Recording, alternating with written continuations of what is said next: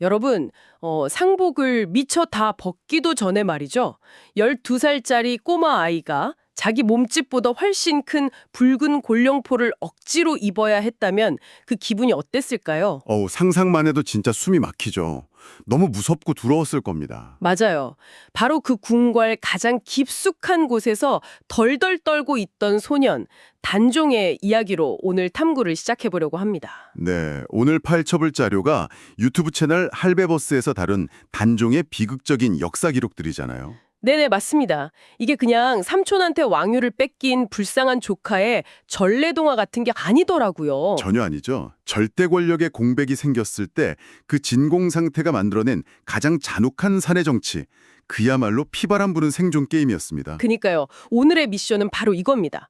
승자의 기록 속에 교묘하게 감춰져 있던 이 참혹한 권력의 역학과 진짜 의미를 우리가 낱낱이 해부해보는 거죠. 아주 흥미로운 접근이네요.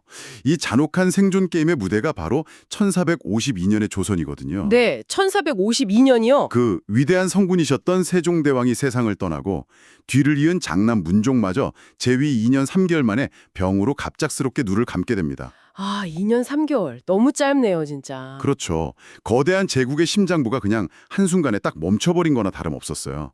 준비되지 않은 어린 후계자가 왕자에 딱 던져진 상황인 거네요. 맞습니다. 권력의 피라미드가 어떻게 무너져 내리는가를 보여주는 아주 끔찍한 교과서라고 할 수 있죠. 12살 소년이 왕이 된 그 즉위식 날을 한번 상상해 보시죠, 여러분. 대전에는 수백 명의 신하들이 쫙 늘어서서 막 천세, 천세 외치면서 절을 올렸잖아요. 겉보기에는 장엄한 조선의 시스템이 완벽하게 작동하는 것처럼 보였겠죠. 근데 할배버스 자료를 뜯어보면 그 웅장한 외침의 이면은 완전히 다른 풍경이더라고요. 대신들 마음속에는 약간 끈적한 불안감 같은 게 꽉 차 있었어요. 이 핏덩이 같은 꼬마 임금이 과연 저 북방의 오랑캐들이나 조정의 야심가들을 통제할 수 있을까 하는 그런 불안감이요. 네, 바로 그 불안감이라는 틈새를 비집고 들어온 인물이 있죠. 백전노장 김종서 대감입니다. 김종소 장군은 조선 개국 이래로 가장 강력한 권력을 쥐었던 신하 중 한 명이잖아요. 정말 호랑이 같은 분이셨는데 네네. 이 왕권의 공백을 메우기 위해서 이른바 황표정사라는 아주 기형적인 시스템을 가동합니다. 황표정사요? 그게 정확히 어떤 방식인 거죠?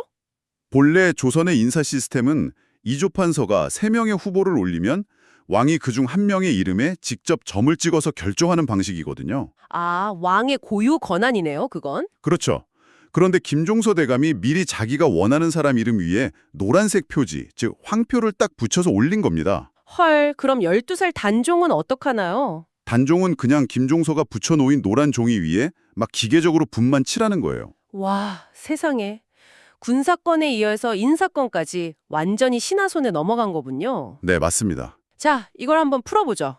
김종서 대감 입장에서는 당연히 어린 왕을 보호하기 위해 어쩔 수 없는 비상조치다 라고 명분을 내세웠겠죠. 표면적인 이유는 완벽히 그거였죠. 근데 제가 볼 때 이건 약간 부모가 아이를 보호하겠다고 집에 자물쇠를 막 수십 개씩 채우다가 결국 그 아이를 방 안에 아예 가둬버린 걸 아닙니까?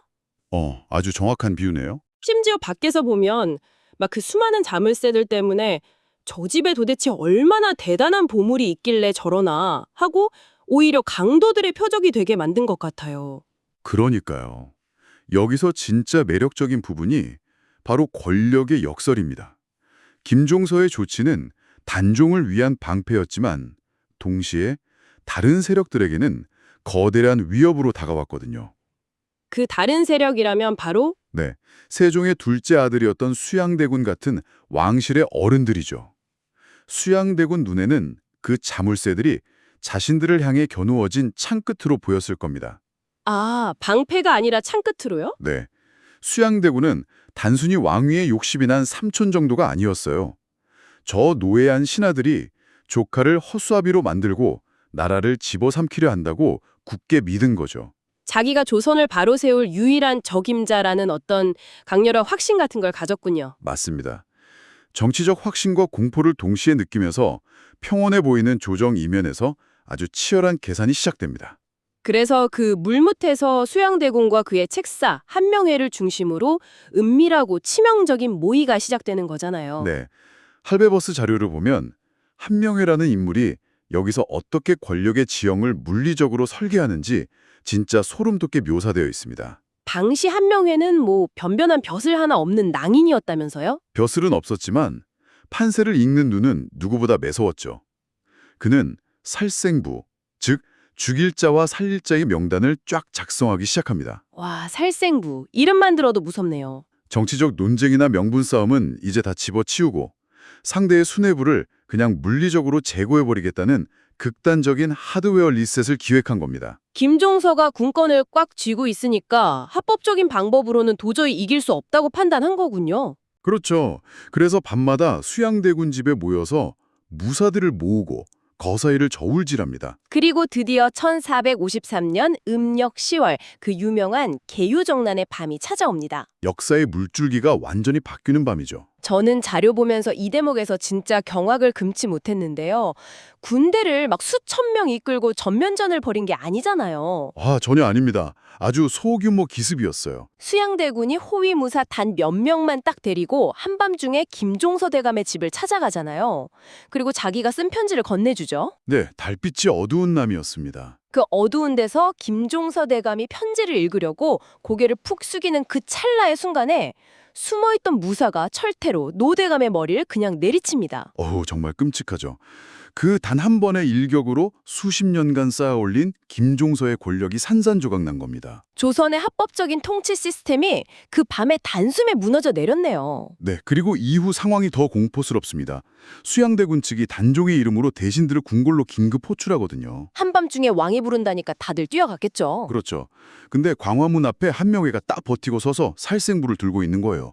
들어오는 대신들의 생사를 그 자리에서 갈라버립니다. 수양대군한테 반대할 만한 사람들은? 궁궐문을 넘자매자 그 자리에서 철대를 맞고 죽어나간 겁니다. 와, 여기서 진짜 미치겠는 포인트가 바로 단종의 상황이에요.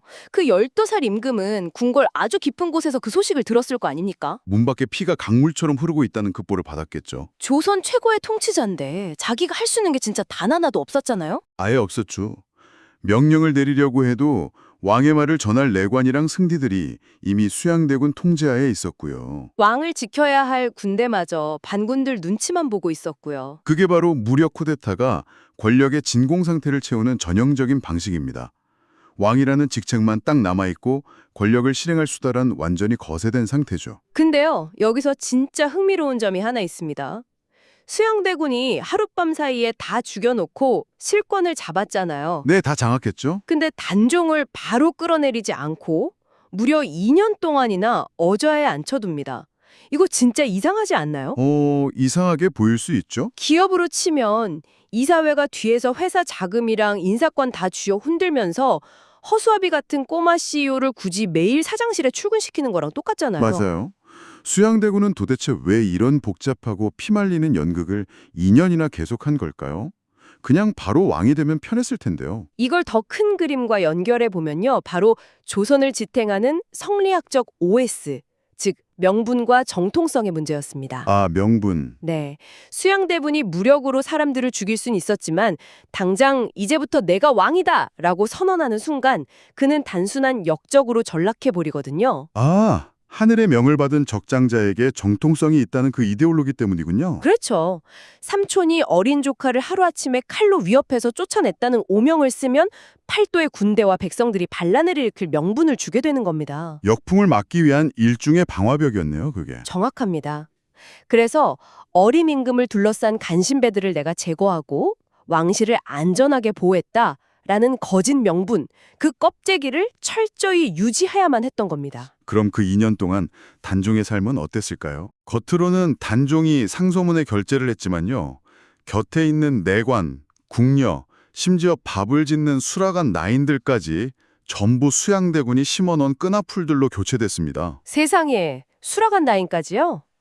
단종의 할머니였던 정순왕후 기록을 보니까 당시 궁궐안의 공포가 진짜 끔찍하더라고요. 아무도 소리내서 말하지 못하고 서로 눈빛만 교환하는 거대한 감옥이었죠. 그 숨막히는 공간에서 12살에서 14살로 막 사춘기에 접어드는 소년이 2년을 버틴 거네요.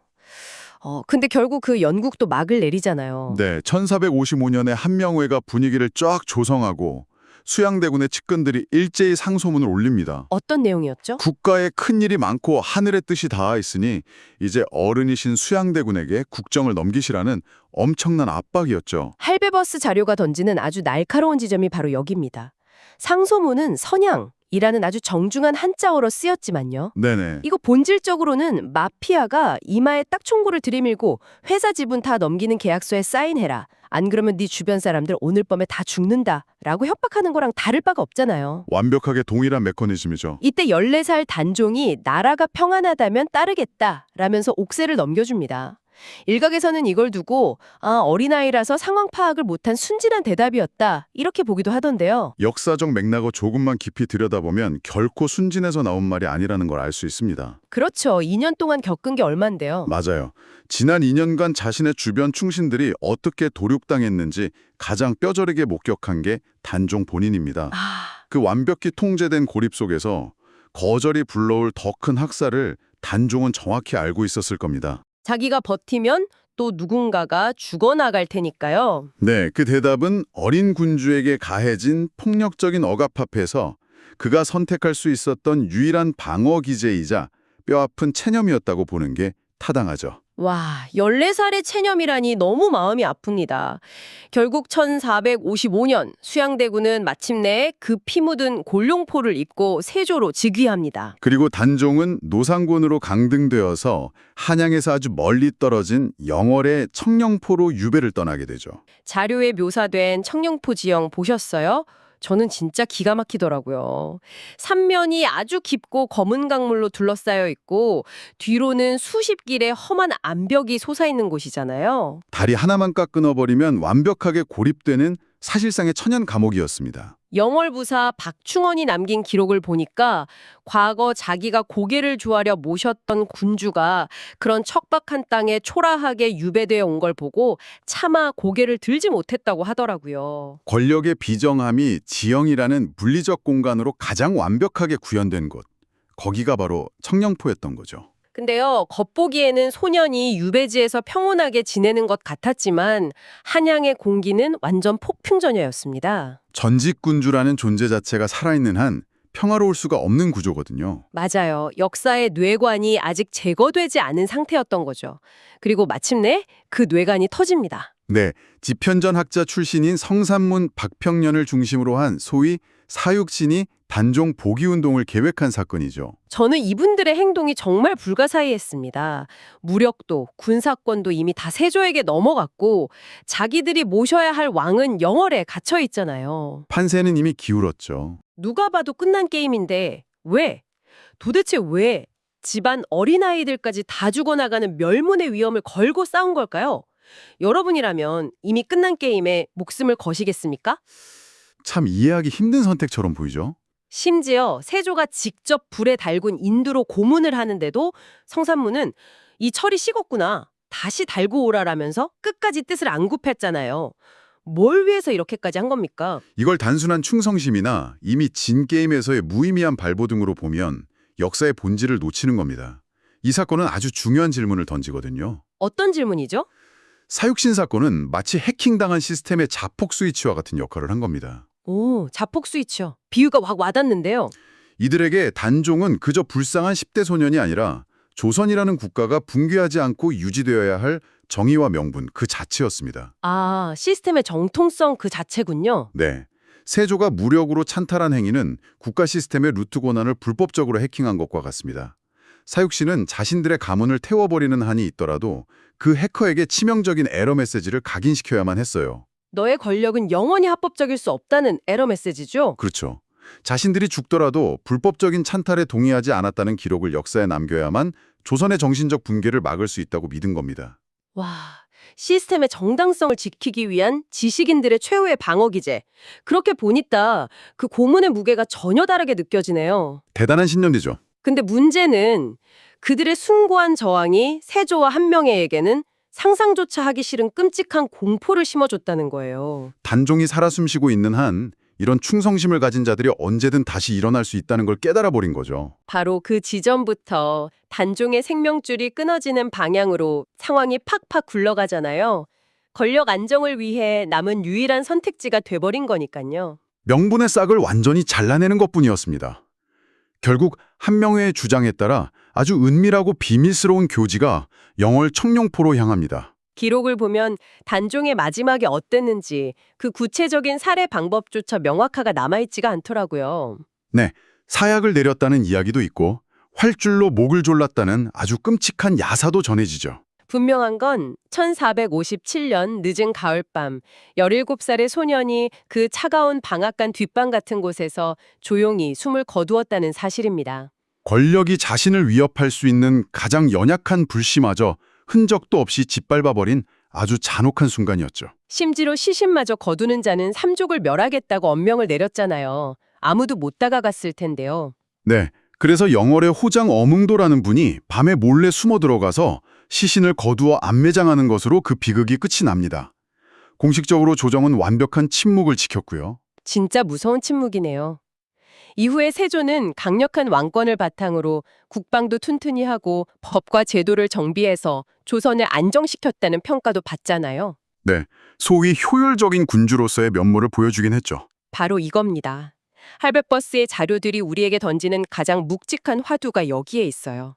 세조가 이후에 정치를 안정시키고 국력을 키웠다고 해서 이 피 묻은 왕관의 무게가 과연 정당화될 수 있는 걸까요?